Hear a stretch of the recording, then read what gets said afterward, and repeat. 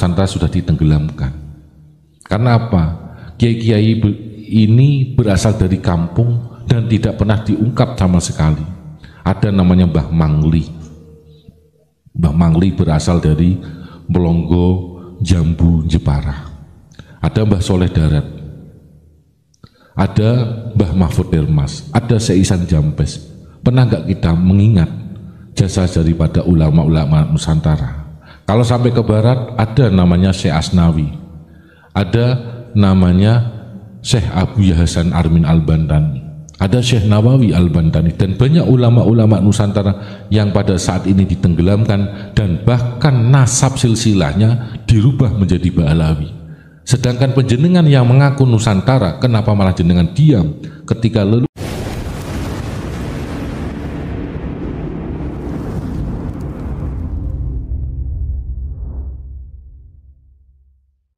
kemarin saya menyampaikan ada kesalahan statement bahwasanya Mbah Daeng itu orang Batak, karena beliau Mbah Daeng ini berasal dari Bugis, suku Bugis atau Sulawesi. Itu yang makamnya ada di Desa Kerapiak, Kecamatan Taunan, Kabupaten Jepara, yang mana dirubah menjadi Habib Muhammad bin Syekh bin Yahya. Kemarin saya juga melihat ada petilasan Ki Ageng Penjawi yang di Banjarnegara juga diba'alawikan. Ini kan sangat ironis sekali karena nyambung dengan Ustadz Mahfud. Di Kelurahan Ustadz Mahfud di Saripan, Jepara itu ada makam waliullah namanya Pangeran Sarip. Jadi singkat cerita, jadi kemarin juga ada isu katanya mau diba'alawikan. Padahal Pangeran Danang Sarip ini adalah cucu dari Ki Ageng Penjawi. Kemudian ketika membahas sejarah, sebenarnya kalau jenengan mau keliling di setiap daerah, bahkan yang paling sederhana adalah coba jenengan buka di Google Map makam bin Yahya, tapi di situ akan banyak bermunculan makam-makam yang bermarga bin Yahya. Salah satunya adalah di Semarang.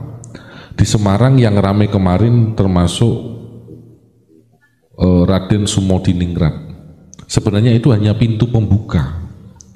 Padahal tidak hanya itu, banyak sekali selain Mbah Sumodiningrat ini juga ada Pangeran Terboyo, yang mana Pangeran Terboyo ini adalah seorang adipati Semarang. Beliau menantu daripada Pangeran Sambernyowo.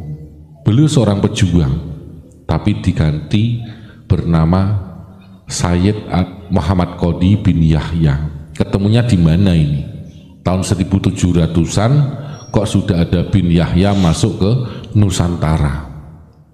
Ini sejarah Nusantara, ulama-ulama Nusantara yang mana Trah Mataram asli, Trah sampai ke atas ke Majapahit kok bisa dirubah semua. Berarti ada misi yang sudah terstruktur dan masif di setiap daerah, memang pergerakannya hampir sama. Bahkan kemarin di Sunan Ngerang juga sama, karena Sunan Ngerang ini adalah canggah daripada Ki Ageng Penjawi. Karena saya berasal dari Pati, wajar menyampaikan dan tidak terima ketika leluhur kami yang asli Nusantara sejarahnya dirubah menjadi Ba'alawi. Kemudian terkait tadi yang kami sampaikan adalah Pangeran Terboyo. Beliau punya cucu namanya Mbah Ibrahim. Ini sangkut pautnya dengan Thariqah Qadiriyah wa Naqsabandiyah. Kalau Pangeran Terboyo itu lahir tahun 1771 Masehi, meninggalnya kurang lebih tahun 1834 Masehi. Mbah Ibrahim ini lahir kalau nggak salah 1839 Masehi. Beliau masih satu masa dengan Mbah Soleh Darat, Mbah Syekh Mahfud Dermas, termasuk Syekh Nahrawi kemarin yang dari Purbalingga, ada Syekh Nawawi Al-Bantani. Karena apa? Beliau termasuk mursyid Thariqah Qadiriyah wa Naqsabandiyah jalur Banten. Muridnya Syekh Abdul Karim Tanara Banten. Nama beliau kalau di Google Map, di Google itu bisa dicari, ada dua versi. Yang pertama ada Mbah Ibrahim atau Syekh Ibrahim, yang kedua ada namanya Habib Ibrahim bin Yahya. Kalau dari Thariqah saja sudah ada pergeseran sejarah, termasuk ahli Thariqah Qadiriyah Naqsabandiyah. Kita sebagai pengamal dan pengikut Thariqah Qadiriyah Naqsabandiyah wajib menyuarakan kebenaran dan meluruskan sejarah yang pada saat ini diajak-ajak oleh orang yang tidak bertanggung jawab. Termasuk ada lagi sejarah kemarin juga rame Ki Ageng Juru Mertani, karena dulu ada 3 tokoh, ada Ki Ageng Penjawi, Ki Ageng Juru Mertani, dan Ki Ageng bapaknya Panembahan Senopati. Ini ada 3 tokoh yang mana semua masih bersaudara dan masih bersahabat, sampai pada saat itu Ki Ageng Penjawi diberikan tanah perdikan di daerah wilayah Pati, yang pada akhirnya beliau menjadi mertua yang punya putri namanya Raden Mas Ayu yang kami sampaikan kemarin, nikah dengan Panembahan Senopati.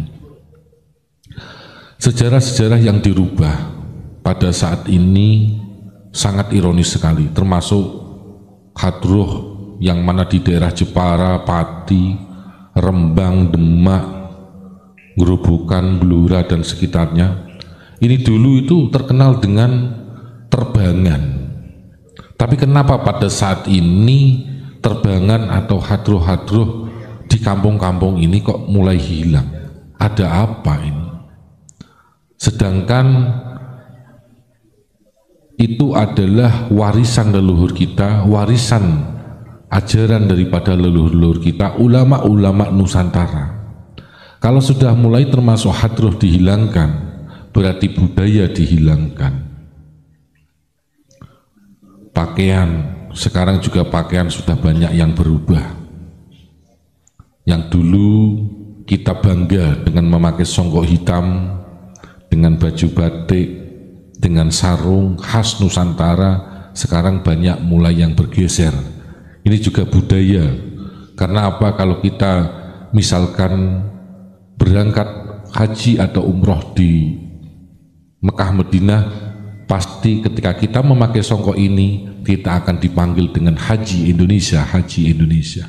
Ini adalah identitas Nusantara yang sudah dikenal seluruh dunia. Kenapa pada saat ini kita malah lebih membanggakan budaya-budaya luar yang mana tujuannya mereka adalah ingin merusak dan menguasai NKRI. Sampai di pelosok-pelosok desa sekarang juga banyak kehilangan arah. Saya harus ikut siapa? Pada saat ini banyak umat yang bingung, kasihan umat. Ini mohon maaf saya luruskan. Di Solo ada namanya Khol Solo.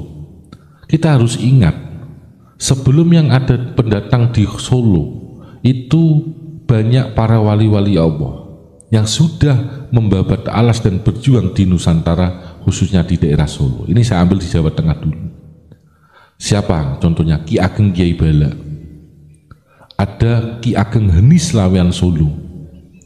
Ki Ageng Henis Lawean Solo ini adalah kakek dari Panembahan Senopati. Beliau bapaknya Ki Ageng Pemanahan atau putra daripada Ki Ageng Selo. Pernah tidak kita mengholkan Ki Ageng Henis Lawean Solo? Berarti apa? Kita sudah melupakan sejarah Nusantara. Ini secara tidak langsung kita sudah digeser dan dihilangkan leluhur-leluhur yang ada di Nusantara. Ada Mbah Minhaj. Ketika penjenengan yang pernah ziarah ke Solo, pernah nggak jenengan ziarah ke makamnya Mbah Minhaj yang jelas seorang waliullah dan berjuang di Nusantara, khususnya di Solo? Kalau penjenengan di daerah makamnya Habib Anis itu sekitar 300 meter, nanti masuk gang kecil, di belakang musola ada makam namanya Mbah Minhaj. Beliau Mbah Minhaj ini adalah tah daripada wali yang ada di Ungaran, saudara daripada Raden Patah, yang mana beliau ke bawahnya punya cucu namanya Mbah Lim yang punya pondok pesantren Pancasila Klaten. Ini sejarah ulama-ulama Nusantara sudah ditenggelamkan. Karena apa? Kiai-kiai ini berasal dari kampung dan tidak pernah diungkap sama sekali. Ada namanya Mbah Mangli. Mbah Mangli berasal dari Melonggo, Jambu, Jepara. Ada Mbah Soleh Darat. Ada Mbah Mahfud Dermas. Ada Seisan Jampes. Pernah nggak kita mengingat jasa daripada ulama-ulama Nusantara? Kalau sampai ke barat, ada namanya Syekh Asnawi, ada namanya Syekh Abu Hasan Armin Al-Bantani, ada Syekh Nawawi Al-Bantani, dan banyak ulama-ulama Nusantara yang pada saat ini ditenggelamkan dan bahkan nasab silsilahnya dirubah menjadi Ba'alawi. Sedangkan penjenengan yang mengaku Nusantara, kenapa malah jenengan diam ketika leluhur ulama-ulama Nusantara, wali-wali Nusantara dirubah sejarahnya? Inilah penjenengan harus banyak istighfar, harus banyak bertobat, mengingat pada saat ini leluhur Nusantara banyak dirubah sejarahnya. Intinya ini bukan terkait dengan politik, pilpres atau yang lain, tetapi kita menyampaikan kebenaran terkait dengan harga diri Nusantara. Ini kan kita sharing ya, diskusi, meluruskan, karena ini ada kaitannya dengan pati. Pertama tadi, yang kedua ya, ini saya jawab dulu. Mbah Senori itu luar biasa, beliau adalah dari Tuban, Mbah Fadul Senori Tuban. Kenapa saya ngomong luar biasa? Kita pada saat ini belum tentu bisa melakukan. Beliau itu ngaji dulu sama Mbah Hasyim Asy'ari. Saking takzimnya, saking hormatnya sama guru, saking cintanya dengan guru, bahkan tanah warisannya dijual semua dan diberikan kepada Mbah Hasyim Asy'ari. Kita bisa tidak seperti itu? Kan belum bisa. Ini ulama Nusantara ya, dan kemarin rame di YouTube juga itu diba'alawikan. Kemudian tadi saya menyampaikan kenapa tanya, karena Mbah Sarip atau Mbah Pangeran Sarip atau Pangeran Danang Sarip Hadiwoso itu kan cucu daripada Ki Ageng Penjawi. Jadi Ki Ageng Penjawi itu punya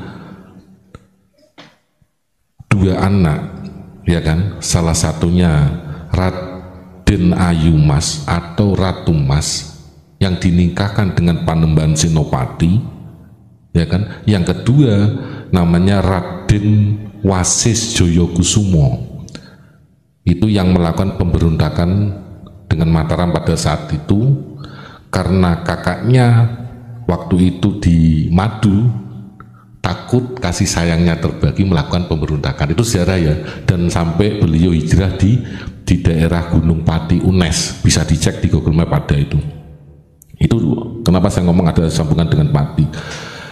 Mbah Pangeran Danang Sarip Hadiwoso itu beliau Ratu Mas Raden Ayu Mas ini punya dua anak, ya kan?